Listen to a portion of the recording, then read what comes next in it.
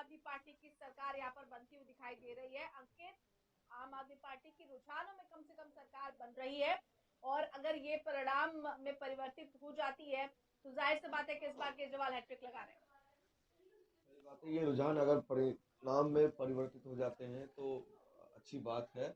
और ये जनता का फैसला है, जनादेश ने लिया है, सोच समझ के लिया हुआ फैसला है, इसमें कोई दो राह नहीं है। बट हाँ, अगर देखा जाए वोट कैसे शिफ्ट हो रहे हैं, कांग्रेस ने फिर कुछ अच्छे कार्य, अच्छा परफॉर्मेंस यहाँ नहीं दिया, तो जो कांग्रेस का वोट बैंक है वो भी शिफ्ट होता हुआ दिखाई दे रहा है हमें, आप में। और इस तरीके से आप आगे बढ़ती हुई दिखाई हमें दे रही है, और ये जो है इसका हम लोग स्वागत करते हैं, ये अच्छी बात है। संदीप जी, क्या कहेंगे आप? रुझानों में तो आम आदमी पार्टी की सरकार बन रही है, काफी पीछे बीजेपी नजर आ रही है, 13 और 47 का आंकड़ा है। बिल्कुल, देखिए जैसा अनुमान के मुताबिक हमें जो लग रहा है कि ये जो काउंटिंग स्टार्ट हुई है, ये काउंटिंग का जो प्रतिफल आ रहा है वो 47 आपको दिखाया जाए, लेकिन आगे आप देखेंगे 1 घंटे बाद ये परिदृश्य चेंज हो जाएगा। ये 47 बीजेपी की तरफ दिखेगा और जो आपके तरफ 47 है वो 13 दिखेगा। ये ये ऐसा चमत्कार होगा कैसे? ये इसलिए होगा कि ये जो अभी बैलेट पेपर जब खुलेंगे तो हमें लगता है कि ये सारी परिदृश्य बदल तो जाएंगे। ये पोस्टल बैलेट के जो है उसी के रुझान है, इसके तो बाद पोस्टल बैलेट जो होता है कि जो बाहर रहते हैं, दिल्ली के बाहर के ठीक जो है। लोग रहते हैं वो लोग पोस्टल बैलेट से भेजते हैं, अपना वोट करते हैं, तो उसकी एक काउंटिंग है। तो ये बिल्कुल कह पाना कि अभी आपकी सरकार बन रही, ये ठीक अभी ठीक नहीं, इस समय तो ठीक नहीं कम है। से कम रुझान तो ये बता रहे हैं। अंकित, क्या आपको लग रहा है कि परिदृश्य जैसा ये कह रहे हैं वैसे एकदम से चेंज हो जाएगा और शिफ्टिंग जो है वो 47 इधर आ जाएगा और आपकी तरफ इधर शिफ्ट हो जाएगा 13? ऐसा ऐसा मुमकिन है क्या?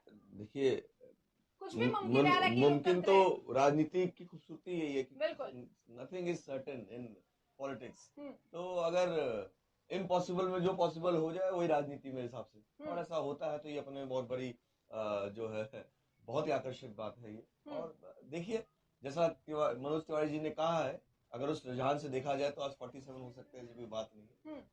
बाकी पिछली बार हम लोग बिहार का इलेक्शन था और आरजेडी और नीतीश जी की, जेडीयू की गठबंधन थी, हम आगे चल रहे थे, और जब बाद में रिजल्ट आया तो आरजेडी और नीतीश की गठबंधन जीती थी। और शुरू में हम जब बाहर से जब काउंटिंग हो रही थी तो हम पहले बढ़त बनाए हुए थे, तो ऐसा ही यहाँ भी हो रहा है, ये बढ़त है। और बाद में आप देखेंगे जैसे ही मतदान पेटियां खुलेंगी और जनता का मत आना स्टार्ट होगा, तो जो लोग आगे आगे आपको दिख रहे हैं वो सब पीछे हो जाएंगे, और ये उल्टा हो जाएगा। आप इधर बीजेपी 47 हो जाएगी, उधर 13 आप हो जाएंगे। चले, हमारे सहयोगी नमित भी हमारे साथ लगातार जुड़े हुए हैं। नमित, आप जुड़े हुए हैं क्या? ऐसा जो बाहर रहते हैं, दिल्ली से बाहर चलिए, लगता है कि संपर्क हमारा टूट जी। गया। हम दोबारा संपर्क करने की कोशिश करेंगे, लेकिन तमाम जो नतीजे और रुझान है वो पल पल के अपडेट्स हम लगातार अब तक पहुंचा रहे हैं। 62 सीटों के रुझान सामने आ चुके हैं अब तक। बीजेपी अभी फिलहाल 13 सीटों पर आगे चल रही है। आम आदमी पार्टी ने रुझानों में भी बहुमत का आंकड़ा क्रॉस कर लिया है। 47 सीटें आम आदमी पार्टी जिसमें आगे चल रही है। कांग्रेस को 2 सीटों पर यहाँ पर बढ़त दिखाई दे रही है, अदर्स अभी शून्य पर है। तो ये एक बड़ा जो रुझान है वो सामने यही आ रहा है कि आम आदमी पार्टी और अरविंद केजरीवाल हैट्रिक लगाने जा रहे हैं दिल्ली में। अब देखना ये है कि जो बड़े चेहरे हैं आम आदमी पार्टी के या फिर भारतीय जनता पार्टी या फिर कांग्रेस के, उनमें से कौन कौन सफल साबित हो सकता है। बहरहाल ये बड़ी खबर हम लगातार अब तक पहुंचा रहे हैं। रुझान 63 सीटों के सामने आ चुके हैं। 70 विधानसभा की सीटें हैं जिनमें से 63 के जो रुझान है वो सामने आ चुके हैं। शून्य नतीजे हैं अभी ये सिर्फ रुझान है। पोस्टल बैलेट के रुझान हम आपको बता रहे हैं, और जैसे ईवीएम खुलेगा उसके बाद ये सिनेरियो बदल भी सकता है। इस पर भी बीजेपी लगातार आशान्वित है। बहरहाल आम आदमी पार्टी 48 सीटों पर, बीजेपी अभी 13 सीटों पर ही यथावत है, लेकिन आम आदमी पार्टी रुझानों में जो है उसका आंकड़ा लगातार बढ़ता हुआ। कांग्रेस पार्टी 2 सीटों पर और अदर्स जो है अभी फिलहाल शून्य पर आगे चल रहे हैं। तो ये पूरे तरीके से परिदृश्य जो है वो अब आपके सामने है। सबसे पहले रुझान सुदर्शन न्यूज पर आप देख पा रहे हैं। अंकित, की फैक्टर की अगर हम बात करते हैं आम आदमी पार्टी के लिए, कौन कौन से की फैक्टर रहे जिसने पूरे समीकरण को फेल कर दिया बीजेपी के, कांग्रेस को? मेरा मानना है, जो फ्री इलेक्ट्रिसिटी की यूनिट दी गई, जो महिलाओं को फ्री सर्विसेज, बस सर्विसेज दी गई, और फिर उनकी एक स्कीम जो बीच में आई थी फरिश्त है, जो भी एक टर्निंग पॉइंट था मेरे हिसाब से।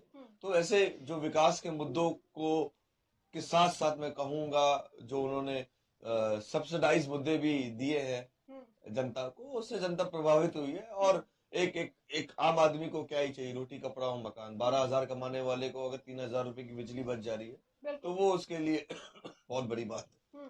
और शिक्षा के स्तर पर जैसा आम आदमी कन्फ्रंट करती है कि उन्होंने शिक्षा का स्तर एक लेवल से दूसरे लेवल तक ले गए हैं, बाकी इन्हीं मापदंडों पे और पैरामीटर्स पे जो है लोगों ने लगता है बटन दबाए, यही सोच के इस पे बटन दबाया गया। बट अभी तो रुझान है, देखते हैं आगे क्या होता है। हाँ, रुझान तो है, लेकिन अंकित स्ट्रेटेजी की अगर हम बात करते हैं, जिस तरह से लास्ट टाइम में बीजेपी ने यहाँ पर फाइट की है, स्ट्रेटेजी थोड़ी सी और मजबूत होनी चाहिए थी।